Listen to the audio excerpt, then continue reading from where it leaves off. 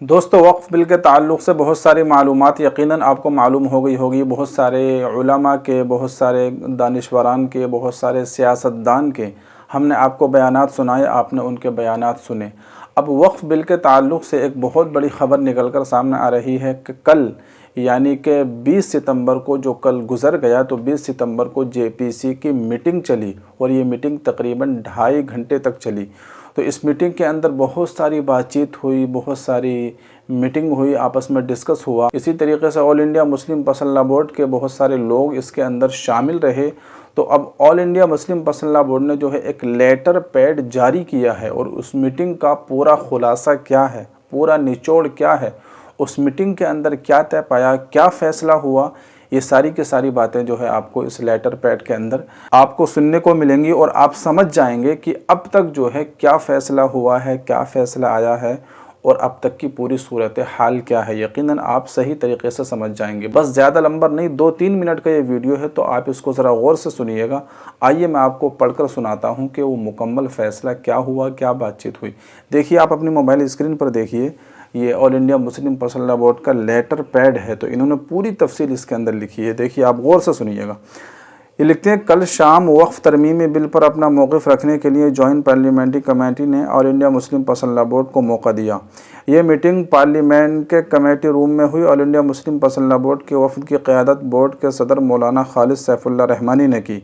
वफ़द में general secretary board मौलाना Mohammad Fazlur Rahman Mujaddidi, legal committee के stunt convener व रुकन आमिला सीनियर एडवोकेट जनाब M.R. शमशाद व रुकन आमिला प्रोफेसर डॉक्टर मोहम्मद सऊद आलम कासमी और रुकन आमिला व तर्जमान डॉक्टर सैयद कासिम रसूल इलियास शामिल थे।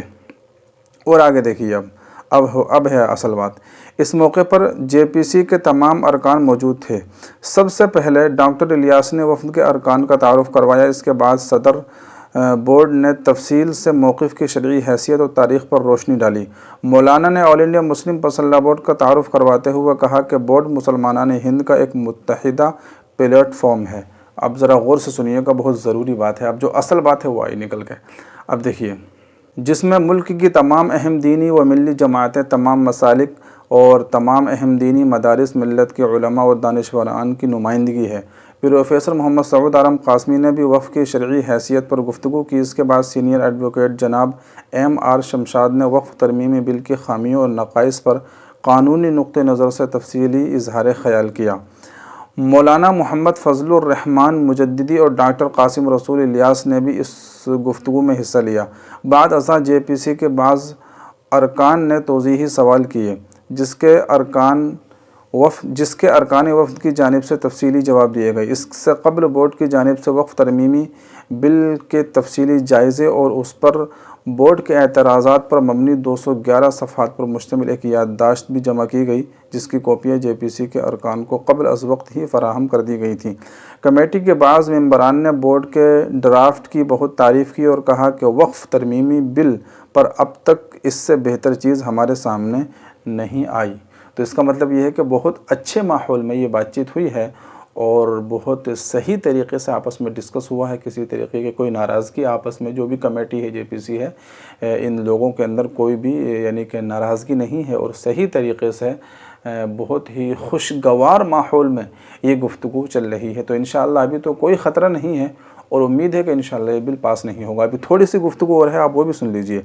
इसमें वक्फ़ तरमीमी बिल से मुताल्लिक़ तमाम सवालात के जवाब मौजूद हैं और बड़ी हद तक हमारे इश्कालात दूर हुए। तो जो मुसलमानों के अलावा दूसरे लोग हैं, उन्होंने भी जो है, जब मुसलमानों ने और इन उलमा ने उनको बात समझाई, बोर्ड को समझाया कि वक्फ़ बोर्ड होता क्या है, वक्फ़ होता क्या है, कुरान और हदीस की रोशनी में जब उनको समझाया, तो इन लोगों ने भी उनकी तारीफ़ की और कहा कि माशाअल्लाह बहुत अच्छी बात है, हमको तो ये बात मालूम ही नहीं थी, आपने हमको बड़े अच्छे तरीक़े से समझाया, तो हमें बहुत अच्छा लगा। तो इन्होंने जो है इन उलमा की, जो समझाने वाले थे, जो बताने वाले थे, उनकी बहुत तारीफ़ की। अब देखिए आगे क्या है।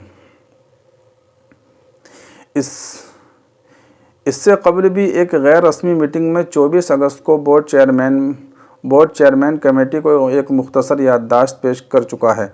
अरकान बोर्ड और चेयरमैन कमेटी ने जो सवालात उठाए, उसके लिए बोर्ड से कहा गया कि वो तहरीरी सवालात मिलने से 15 दिन के अंदर मिलने के 15 दिन के अंदर अपने जवाबात जमा करा दे। आखिर में चेयरमैन कमेटी ने अरकान वफ़द का शुक्रिया अदा किया। बोर्ड की तरफ से जनरल सेक्रेटरी बोर्ड मौलाना मोहम्मद फजलुर रहीम साहब ने चेयरमैन JPC और तमाम अरकान कमेटी का शुक्रिया अदा किया कि उन्होंने बड़ी खंदा पेशानी से हमारी बातों को सुना। ये मीटिंग तकरीबन 2.5 घंटे तक चली।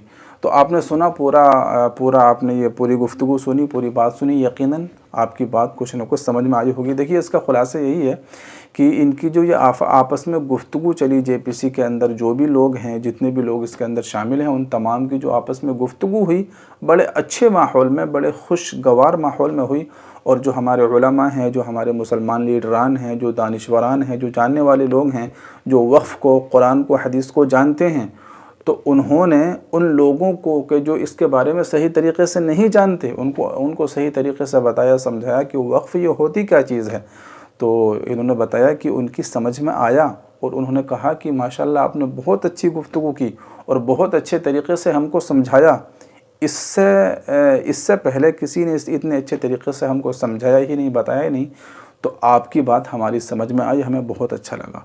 तो इसका मतलब यही है कि बहुत अच्छे माहौल में, खुशगवार माहौल में और बहुत ही संजीदगी के साथ जो है ये आपस में बातचीत चल रही है और किसी तरह की कोई नाराज़गी या किसी तरह का कोई झगड़ा नहीं है।